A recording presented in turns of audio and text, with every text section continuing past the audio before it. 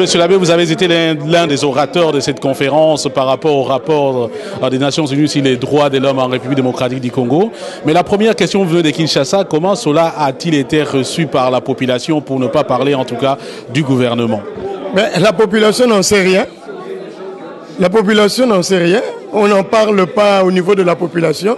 La population est préoccupée par toute l'insécurité qu'il y a. La population est préoccupée par toute la misère, la pauvreté, la famine et tout ça. La population ne se préoccupe pas de la sortie du rapport des droits humains publié par l'ONU. Donc, on n'en sait presque rien. Justement, comment expliquez-vous une population victime ne soit pas au courant, alors que normalement c'est elle qui devrait, dans une certaine mesure, pousser à ce qu'il y ait au moins une suite par rapport à ce rapport? Mais parce que ce rapport n'est pas adressé à la population. La population n'est pas le public cible auquel on adresse ce rapport. D'où maintenant, nous devons nous arranger pour que la population soit au courant de ce rapport et se l'approprie et se rende compte qu'on lui a donné là peut-être une arme pour justement combattre les ennemis. Voilà.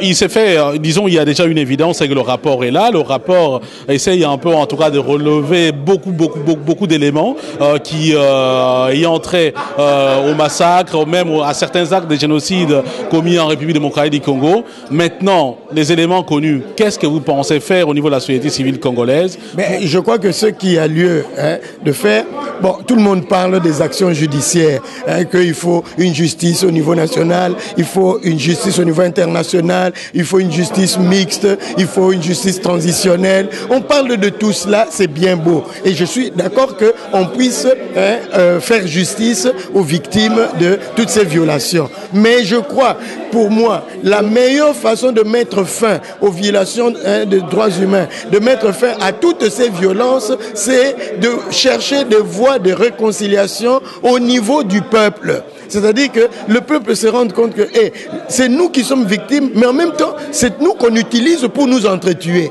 Ouais. Alors, quelque part, nous devons arrêter de jouer leur jeu et nous réconcilier entre nous et devenir un bloc en face de ceux-là qui n'ont aucun intérêt à ce que nous soyons bloc.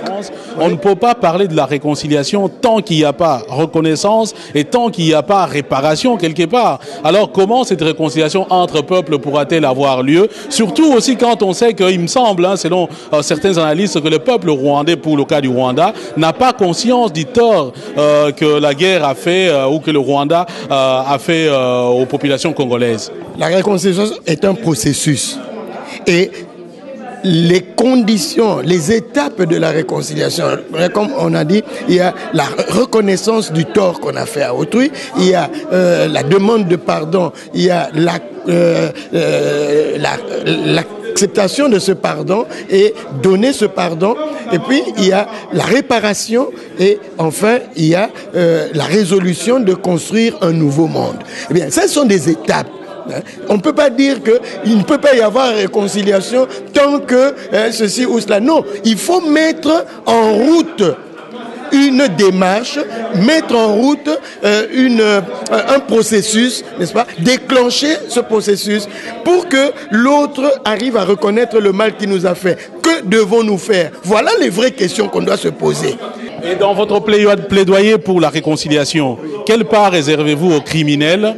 Est-ce qu'on ne risque pas de penser à un certain plaidoyer également pour l'impunité? Non, je ne plaide pas pour l'impunité. Quand je parle que dans le processus de réconciliation, il y a la réparation. Ça signifie qu'il n'y a pas l'impunité.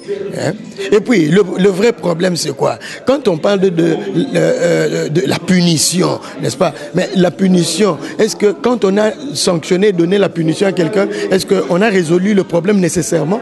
Pas nécessairement. Combien de criminels on a tués, hein? On a puni, on a tué, et ça n'a pas résolu le problème de la criminalité. N'est-ce pas?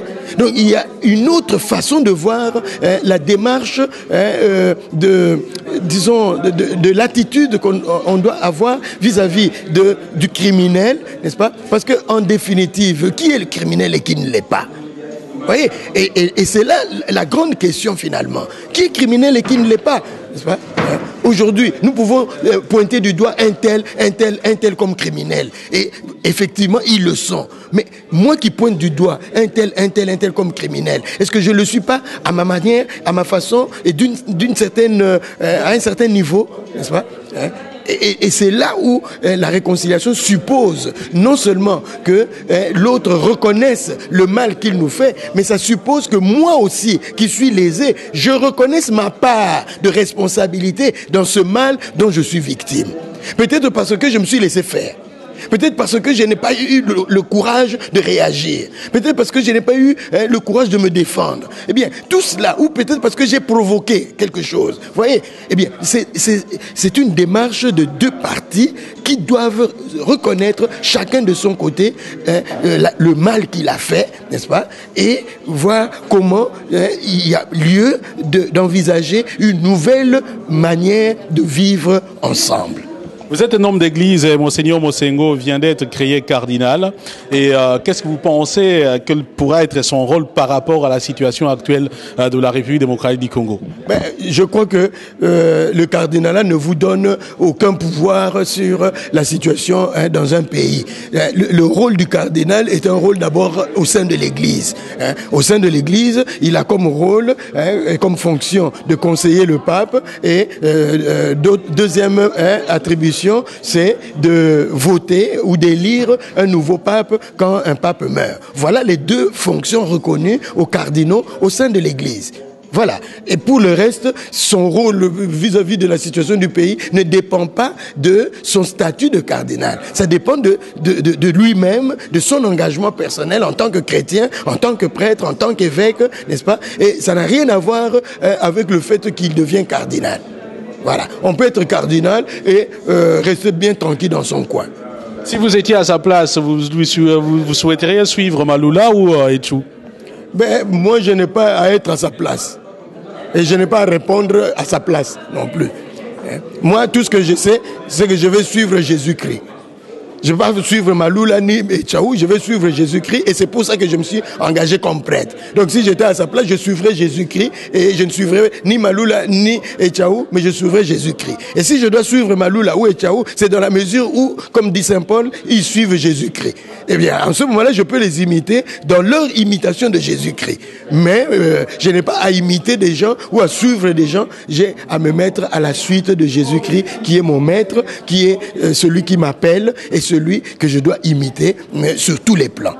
Monseigneur Mosengo a été à un certain moment très impliqué politiquement, surtout dans la période de la transition. Et certains Congolais attendent peut-être qu'il joue également un rôle dans le redressement de la République démocratique du Congo. C'est pas l'attente aussi au niveau des prêtres congolais? Je crois que moi, je n'attends de personne le redressement du Congo. J'attends du peuple congolais le redressement du Congo. Je n'attends pas d'une personne. Parce que nous avons vu l'histoire de notre pays. Il y a beaucoup de gens de qui on a attendu le redressement du pays et ça n'est jamais arrivé, n'est-ce pas? Et donc, organisons-nous en tant que peuple et prenons notre sort en main. Et n'attendons pas d'un leader quelconque qui tombera du ciel, fût-il Monseigneur Mosengo, pour régler les problèmes et redresser le pays. C'est à nous, peuple, à redresser notre pays. Voilà.